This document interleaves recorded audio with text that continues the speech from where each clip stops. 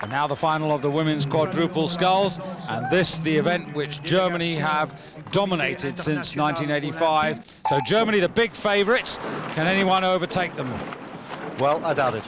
They've looked good all week. Katrin Boron has been working double time, and I would be very surprised if anybody gets close to them. Incidentally, the only time that they have been beaten, Germany, was in 1993 in the World Championships at Rachiche, when the Chinese had the impudence to take the title away from them. And the Chinese haven't really been seen since. But here now, closest to us, Canada, getting away pretty well. But it won't be long before the Germans get into their stride, and there you are, already the bow of the German boat to the fore, and they lead as we go into about the 300-metre mark now. Yes, they've already got half a length. Very, very powerful. They know each other well. Germany's very, very strong in sculling. Very, very strong in sculling, both men and women. Katrin Boron, Manuela Lutz, Jana Thieme and Kirsten Koppen.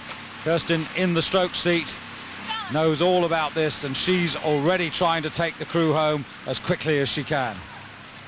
As they're very hard on the catches. Look at that, they're nearly a length up now as they come to the first 500-metre mark. They have the race well under control, and it's Denmark just going through in second place. Russia in third, and then behind them the Ukraine, Canada and Belarus just at the back at the moment. But there's Kirsten Koppen facing you, a lot of responsibility on her shoulders. They're wonderfully linked up. They really do pick it up so well with the legs. Link up there, connect then with the back, hold against the legs, and a lovely send at the finish. No extra movements, just extremely good and effective rowing. And the red on the right-hand side are Denmark, fourth last year, fourth the year before. Here they are, they've been promising so much, and now they're sitting there in second place, looking very effective indeed. But seemingly at the moment no one can do much about the German quartet. They're on their way, as they say, and everybody else already looking to fight out for silver and bronze. So the Ukraine, number 5, bow of the fourth boat is Russia, 2 in the foreground, that's Denmark. And move to your right, and this is the advantage that the leaders now have. And they really are a lovely sight to watch. Yeah, I mean, they just pick it up so effectively. The boat just travels and travels. You can watch that red line there of the boat. It's hardly dipping at all. It just runs and runs, and they just sit there and just push it along. And then a lot of shouting there from Stroke. She just drives them on. She and Roland Barr, the German stroke of the 8 last year, 2 great strokes for Germany in their different disciplines. And as they go through the 1,000-metre mark, it's Germany a length and a half clear and moving away with every stroke. Yes, Denmark still in second, Russia in third at the moment, just ahead of Ukraine, and still Canada and Belarus at the back of the pack. There's a little bit of discrepancy there in the middle of the boat on the sculls. They're not quite dipping together, not quite parallel there as they pick it up, but the power is awesome, and the boat hardly dips as they drive through the middle of the stroke. And Denmark, wonderful strength there through the middle of the stroke.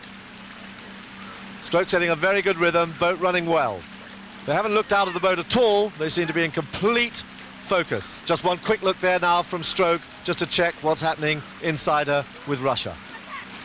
Yes, 21-year-old Sarah Lauritsen setting the rhythm and doing a good job at the moment. Now the Russians who were second, Dan, to Germany and Lucerne.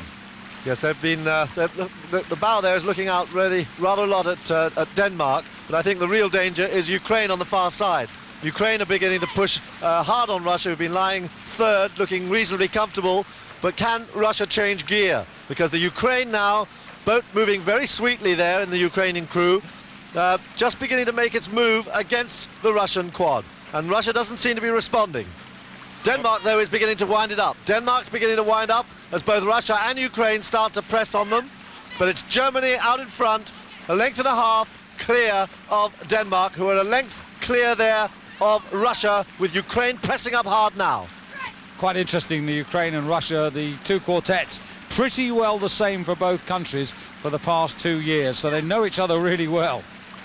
There's very little between them now, but it's Ukraine who seem to have the easier running boat. Russia still hold the edge, Denmark holding their position there in second place, and the Russian bow now looking a bit anxiously across there to see what's going on. They still haven't changed their pace. They need to turn it on, they need to wind it up, because Ukraine is coming fast.